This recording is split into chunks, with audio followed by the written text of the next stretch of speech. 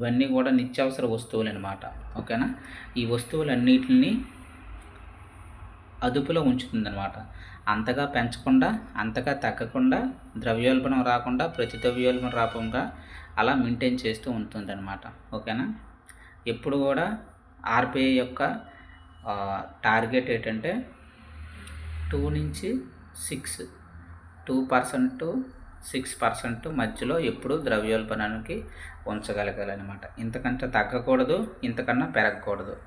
ఇంతకన్నా పెరిగినా ప్రజల యొక్క కొనుగోలు శక్తి తగ్గిపోతుంది. ఇంతకన్నా తగ్గించినా ప్రజల యొక్క కొనుగోలు శక్తి బాగా ధరలు పడిపోతాయి అన్నమాట.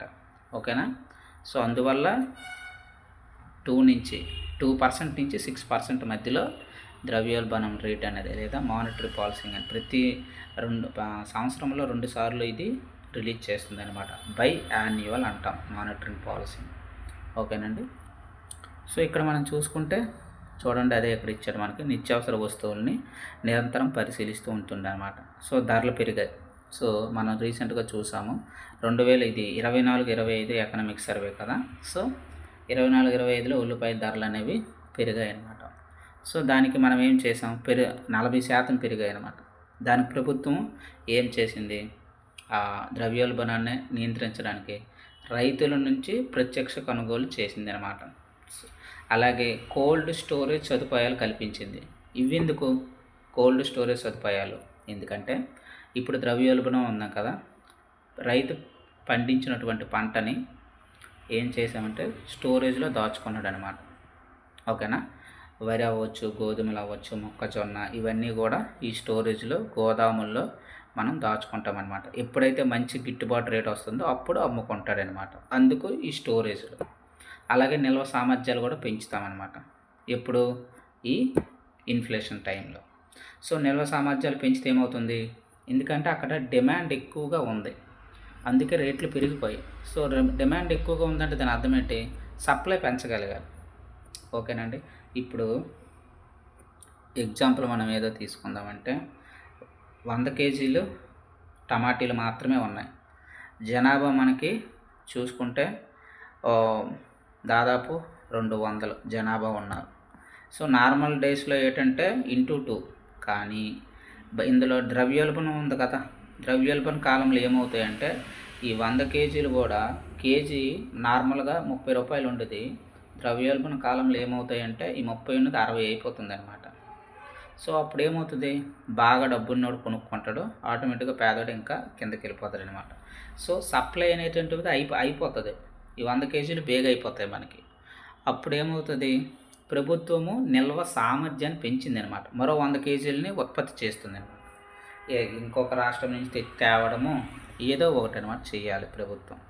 అయితే డిమాండ్ అయినా చూసుకోవాలి, సప్లై అయినా చూసుకోవాలి. ఈ రెండింటిని బ్యాలెన్స్ చేయాలన్నమాట. డిమాండ్ ఉండి సప్లై లేదనుకో డేంజర్, ఇన్ఫ్లేషన్కి దారితీస్తుంది. ఓకేనా. సప్లై ఉంది, డిమాండ్ లేదు. డిమాండ్ లేకపోతే ప్రతి ద్రవ్యోల్బణానికి దారితీస్తుంది అనమాట. ఓకేనా. ఉత్పత్తి ఉంది, నేను ఒక టమాటీలని ఉత్పత్తి చేస్తానని అనుకోండి, నా దగ్గర చాలా రైతులందరూ టమాటీలు బాగా ఉత్పత్తి చేసి ఉంచేశారు. అప్పుడు ఏమవుతుంది, ధరలు తగ్గిపోతాయి. ఓకేనా. కేజీ 2 రూపాయలు అయిపోతుంది. అంటే బాగా ధరలు తగ్గిపోయి నెక్స్ట్ టైము రైతు వేస్తాడు పంట వెయ్యడు. ఎందుకు, ధరలు బాగా తగ్గిపోయాయి కాబట్టి. సో దీనికి బూస్ట్ ఇవ్వాలి, ప్రభుత్వం వచ్చి బూస్ట్ ఇస్తుంది అనమాట. ఓకేనా. అప్పుడు మళ్ళీ నార్మల్ స్టేజ్లోకి వెళ్తాయి. అదేవిధంగా కేజీ 100 రూపాయలు ఉంది, అప్పుడు ఏమవుతుంది, ఇంతకుముందు సమయం లేట్ అయింది, సప్లై బాగుంది, ఉత్పత్తి ఉంది, డిమాండ్ లేదు. ఇప్పుడేంటి, డిమాండ్ ఉంది, ఉత్పత్తి లేదు, అప్పుడు రైతు ఉత్పత్తి చేయడు అనమాట. సో ఇలా అనమాట, రెండు ఆపోజిట్ వేలో మనకి ఉంటాయి అన్నమాట. సో ఇక్కడ వినియోగదారుల చూసి తీసుకుందాం. సో కన్జ్యూమర్ ప్రైస్ ఇండెక్స్ మనకు తెలుసు. కన్జ్యూమర్ ప్రైస్ ఇండెక్స్ అనేది ఏంటంటే ఇది ఒక కొలమానం అనమాట, ద్రవ్యోల్బణానికి కొలమానం. సో ప్రతి నెల కూడా కొన్ని బాస్కెట్ ఉంటుందన్నమాట మనకి. ఈ బాస్కెట్లో ఏంటంటే ఒక బుట్ట, ఇది ఒక బుట్ట అనుకోండి, కనీస నిత్యావసర వస్తువులన్నీ కూడా ఒక బుట్టలో చూస్తారన్నమాట. దీని ప్రకారం అనమాట ఎంత అమౌంట్ పడుతుంది, సో ఏమైనా పెరిగిందా తగ్గిందా, సో అన్ని ధరలను తీసుకుంటారనమాట మన నిత్యావసర వస్తువులన్నిటిని కూడా. ఓకేనా. సో దాన్ని బట్టి వీళ్ళు ఒక అంచనాకు వస్తారు, పెరిగిందా తగ్గిందా అనేటటువంటి మార్కెట్. సో ఇక్కడ మనం చూసుకుంటే 2024-25లో మనం చూసుకుంటే ఎంతమంది పెరిగారు మనకి? 4.89. ఎక్కడ? పారిశ్రామికంలో. వ్యవసాయంలో వ్యవసాయ కార్మికులు ఎంతమంది పెరిగారు? 5.93% పెరిగారు. అంటే ఇది జీవన వ్యయం అనేది పెరుగుతుందని సూచిస్తుంది అనమాట. ఓకేనా. సో వేతనాల గురించి చూసుకుందాం. సో వేతనాల పరిస్థితి ఏంది? ఒక్కొక్కరు ఎలా ఉన్నారో చూడండి. ఓకేనా.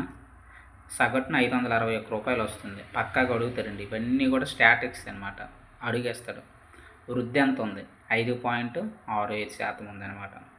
అలాగే మహిళల యొక్క పార్టిసిపేషన్ రేట్ ఎంత ఉంది? అలాగే వాళ్ళకి ఎంత అమౌంట్ అనేది వస్తుంది? రోజువారీగా 398 వస్తుంది. ఓకేనా. అదే పురుషుడికైతే 561. సో వీళ్ళ వృద్ధి చాలా తక్కువ ఉందన్నమాట ఆడవాళ్ళది. మరి నైపుణ్య వృత్తులు సపరేట్గా ఉంటారు, కమ్మరి, వడ్రంగి, ఇటువంటి వాళ్ళ యొక్క పరిస్థితి ఏంటి? రోజువారీ వేతనం 710. వృద్ధి బాగుంది. అంటే ఈ రంగంలో వృద్ధి అనేది ఎక్కువగా ఉందన్నమాట. ఓకేనా. సో ఇప్పుడు ఎలా అనమాట? సో నెక్స్ట్ పీడిఎస్ పరిస్థితి ఏంటి? పబ్లిక్ డిస్ట్రిబ్యూషన్ సిస్టమ్ యొక్క పరిస్థితి. సో రాష్ట్రంలో ఎన్ని పాయింట్ ఆఫ్ సేల్స్ ఉన్నాయి? ఫెయిర్ ప్రైస్ షాపులు మనకి ఇక్కడ చూసుకుంటే 29,796 ఉన్నాయి. 24-25 సర్వే ప్రకారం, ఎకనామిక్ సర్వే ప్రకారం మనకి ఇన్ని షాప్స్ ఉన్నాయన్నమాట. సో ఇన్ని షాప్స్లో ఎంతమంది లబ్ధిదారులు? ఇన్ని కుటుంబాలు ఉన్నాయి. 1,48,00,000 కుటుంబాలు. అలాగే ఆధార్ అనుసంధానం చేయడం వల్ల అన్నీ పెరిగాయి అన్నమాట. పారదర్శకత పెంచాము. అలాగే నకిలీ కార్డులు మరి ఉండవు, ఎందుకంటే త్రూ బయోమెట్రిక్ అథెంటికేషన్ కాబట్టి. అలాగే లీకేజీలు కూడా తగ్గించగలిగారనమాట. ఒక ఫెయిర్ షాప్కి ఎంతైతే వెళ్ళాలో అంతే వెళ్తాయి అన్నమాట. 100 కేజీలు లేదా 100 టన్నులు బియ్యం వెళ్ళాలి, అంతే వెళ్తాయి. అలాగే 200 టన్నుల పంచదార వెళ్ళాలి, అంతే వెళ్తుంది. అలా అనమాట. ఎందుకంటే అథెంటికేషన్ జరిగిపోయింది కాబట్టి కరెక్ట్గా పీపుల్స్ అనేవి తెలిసిపోతారు, ఎంతమంది ప్రజలకి ఎంత పంపించాలనేది. సో అందువల్ల ఆటోమేటిక్గా లీకేజీ అనేది తగ్గిపోతుంది. 2024-25లో ఎన్ని లక్షల మెట్రిక్ టన్నులు? 2,35,000 మెట్రిక్ టన్నులు మనం బియ్యం అయితే పంపిణీ చేయగలిగాం ప్రజా పంపిణీ వ్యవస్థ ద్వారా. ఓకేనండి. సో ఏమేమి ఇస్తాము ప్రజా పంపిణీ వ్యవస్థ ద్వారా అంటే చూడండి. ఫోర్టిఫైడ్ రైస్ ఇస్తారు. అలాగే మనకు రాగులు, జొన్నలు, గోధుమలు ఇవన్నీ కూడా ఇస్తారనమాట. ఒక గోధుమలకే కిలో 16 రూపాయలు తీసుకుంటున్నారు కార్డుకి, తక్కినవన్నీ ఉచితంగానే ఇస్తామన్నమాట. ఇదేంటి? అంత్యోదయ అన్న యోజన. ఇది అంత్యోదయ అన్న యోజన అనమాట. కార్డుకు 35 కేజీలు. ఇది రీసెంట్గా ఏం చేసిందంటే కేంద్ర ప్రభుత్వం ఈ అమౌంట్, ఈ కేజీలని అనేటటువంటిది తగ్గించింది అనమాట. ఈ 35 కేజీలని ఏం చేసిందంటే, ఫర్ ఎగ్జాంపుల్ ఒక ఇంట్లో 5గురు ఉన్నారనుకోండి. ఓకేనా. 5గురు పరిస్థితి ఏంటంటే నెంబర్కి తగ్గట్టుగా ఇస్తుంది అనమాట. సో ఇది ఒక్కొక్కరికి 7 కేజీలు వస్తుంది. అదే ఇద్దరే ఉన్నారనుకోండి ఎక్కువ వస్తుంది. ఇప్పుడు అలా తీసింది అనమాట. మెంబర్స్ తక్కువ ఉంటే పలానా ఇంత అని పెట్టింది అనమాట. సో 6 కేజీలని, 7 కేజీలని, లేకపోతే పర్ హెడ్ 5 కేజీలని అలా పెంచింది అనమాట. సో ఇదైతే చిన్న మార్పు అయితే చేసింది. సో అంత్యోదయ అన్న యోజన. సో ఒకసారి అది కరెంట్ అఫైర్స్ ఒకసారి చూడండి. ఓకేనా. సో అలాగే మొత్తం డిజిటలైజేషన్ అయితే చేసేసామన్నమాట.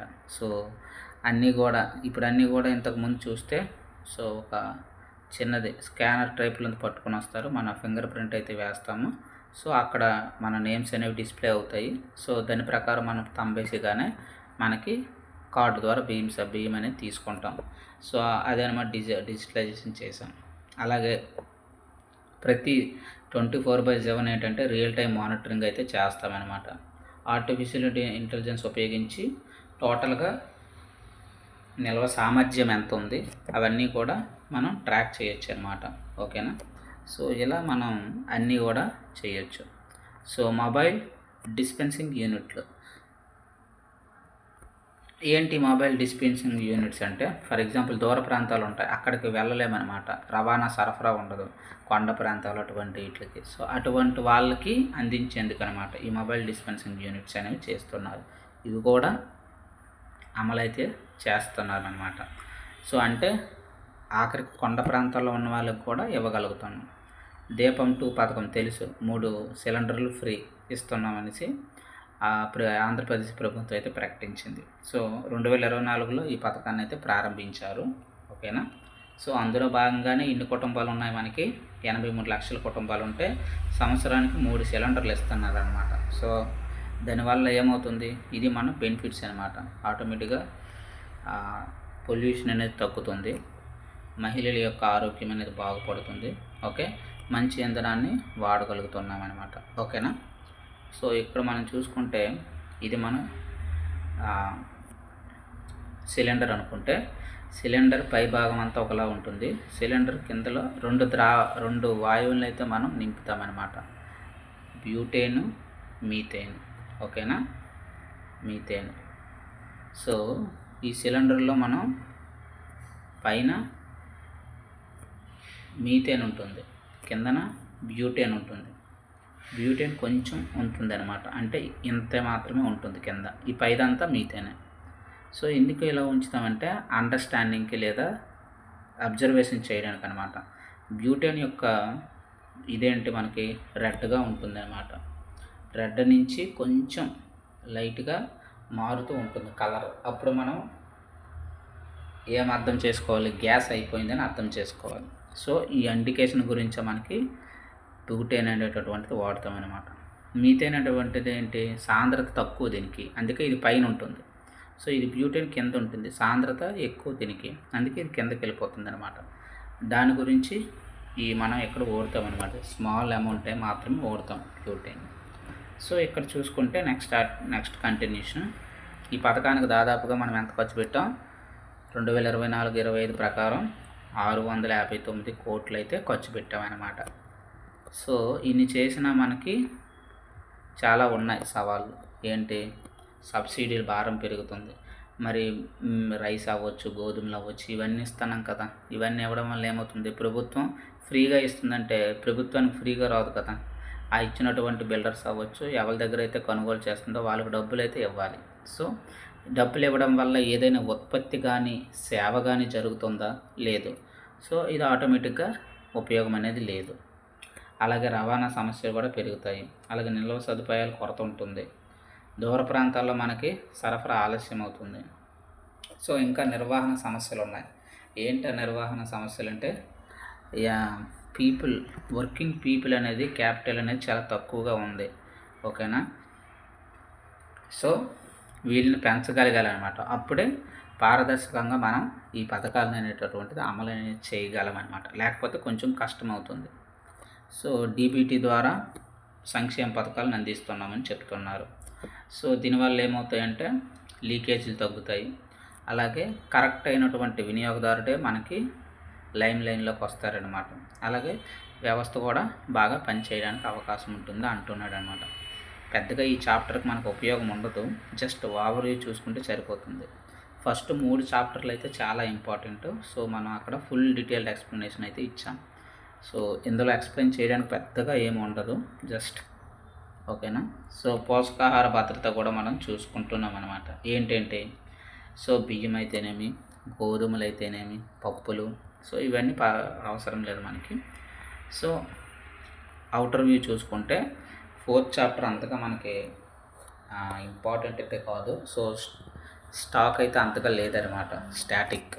సో ఫస్ట్ 3 చాప్టర్స్ బాగా ఉంటాయి. సో అక్కడ ఆ ఫస్ట్ 3 చాప్టర్స్ చూసి 4th చాప్టర్కి వస్తే మనకి అర్థమవుతుంది అనమాట. ఓకేనండి. సో నెక్స్ట్ చూసుకుంటే, సో ఫైనల్గా ఈ చాప్టర్ వల్ల మనకి ఫైనల్ ఇదేంటంటే కన్జ్యూమర్ ప్రైస్ చూసాం, కన్జ్యూమర్ ప్రైస్ ఇండెక్స్ కానీ, వేతనాలు కానీ, వాటి యొక్క ఎన్ని షాపులు ఉన్నాయి, పబ్లిక్ డిస్ట్రిబ్యూషన్ సిస్టమ్స్, అలాగే ఎన్ని కోట్ల లబ్ధిదారులు ఉన్నారు. ఓకేనా. నెలకు ఎన్ని లక్షల మెట్రిక్ టన్నుల బియ్యం అయితే చేస్తున్నాం సప్లై, ఎన్ని లక్షల కుటుంబాలు అయితే దీనివల్ల లబ్ధి పొందుతాయి, ఇవంతా చూసామన్నమాట. దీన్ని బట్టి మనకి ఏంటి అర్థమైందంటే, ఈ 4th చాప్టర్ ప్రజలకి పంపిణీ చేయడానికి మాత్రమే ఇది ఉపయోగపడుతుంది అనమాట. ఆ సేవలకే ఇది ఉపయోగపడుతుంది. సో దీనివల్ల ఆర్థికంగా కొంచెం ఉపయోగం అయితే తక్కువ ఉంటుందన్నమాట ప్రభుత్వానికి. సో ఇది 4th చాప్టర్ అండి. ఓకేనా. సో ఛానల్ అయితే సబ్స్క్రైబ్ చేసుకోండి. ఓకేనా. మంచి కంటెంట్ ఇవ్వడానికి అయితే ట్రై చేస్తాను. ఓకేనండి. సో తర్వాత అన్ని సిరీస్లు అయితే స్టార్ట్ చేద్దాం. సో ప్రస్తుతానికైతే 3 సిరీస్ స్టార్ట్ చేసాం. ఇండియన్ హిస్టరీ చేసాం, జాగ్రఫీ చేసాం, అలాగే ప్రిలిమ్స్లో భాగంగా కరెంట్ అఫైర్స్ అలాగా రన్నింగ్ అవుతుంది. సో 3 అయితే స్టార్ట్ చేసాం. సో ఇంకా మెయిన్గా ఏపీ ఎకానమీ అలాగే ఏపీ జాగ్రఫీ ఈ మెయిన్ ఇంపార్టెంట్ అండి. సో ఇవి కూడా స్టార్ట్ చేద్దాం. ఓకేనా. సో ముందుగా ఛానల్ అయితే సబ్స్క్రైబ్ చేసుకోండి. ఓకేనా. Thank you.